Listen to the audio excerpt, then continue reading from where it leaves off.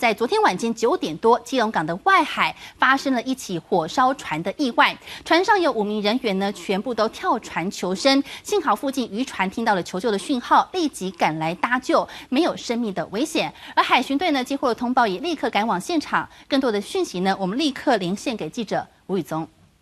是主播，各位观众，透过画面呢，我们可以看到一艘渔船是被大火团团包围，海巡队是要接近的喷水柱灌救。由于呢在强风助长之下，火势延烧的相当快，状况十分危急。我们看一段当时的现场画面。